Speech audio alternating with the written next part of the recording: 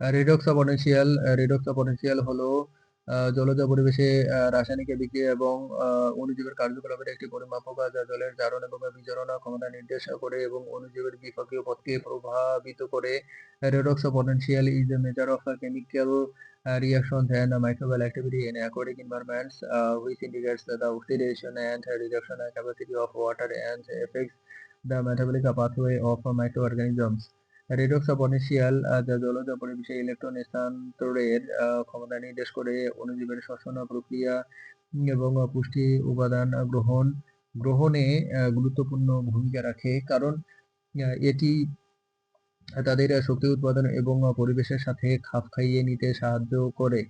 Redox potential which indicates the ability of electron transfer in aquatic environments plays an important role in the respiration process of microorganisms and the uptake of nutrients, because it helps them generate energy and adapt to the environment.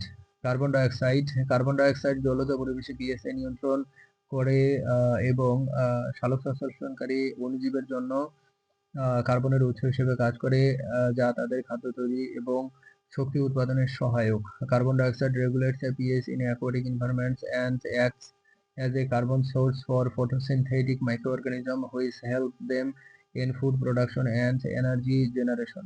Carbon dioxide যা জলজ পরিবেশে একটি গুরুত্বপূর্ণ গ্যাসীয় উপাদান সালোক সংশ্লেষণকারী অণুজীবের জন্য কার্বনের প্রধান উৎস হিসেবে কাজ করে, যা তাদের খাদ্য তৈরি এবং শক্তি উৎপাদনে সরাসরি সাহায্য করে।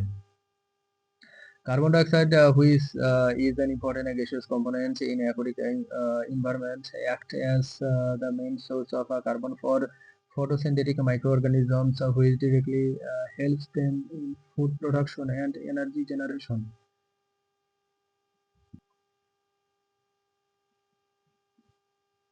উদাহরণ: কোনো হ্রদের জলে অতিরিক্ত পুষ্টি উপাদান যেমন ফসফরাস ও নাইট্রোজেন যোগ হলে শৈবালের দ্রুত বৃদ্ধি ঘটে, যা ইউট্রোফিকেশন নামে পরিচিত, এবং এর ফলে জলের অক্সিজেন কমে গিয়ে মাছ ও অন্যান্য জলজ প্রাণীর জীবন হুমকির সম্মুখীন হয়। Example: adding excessive nutrients such as the phosphorus and nitrogen to lake water causes rapid growth of algae known as eutrophication, which reduce oxygen in the water and sweetens the lives of fish and other aquatic animals. উদাহরণস্বরূপ, কোনো বদ্ধ জলাশয়ে অতিরিক্ত nitrate এবং phosphate প্রবেশ করলে শৈবালের অতিবৃদ্ধি ঘটে, যা ইউট্রোফিকেশন নামে পরিচিত, এবং এর ফলে জলজ প্রাণীদের জন্য অক্সিজেনের অভাব দেখা দেয়, যা তাদের জীবন ধারণের জন্য হুমকি স্বরূপ। For example, the entry of excess nitrate and phosphate into a closed reservoir causes excessive growth of algae, which is known as eutrophication, and as a result there is a lack of oxygen for aquatic animals, which is a threat to their survival.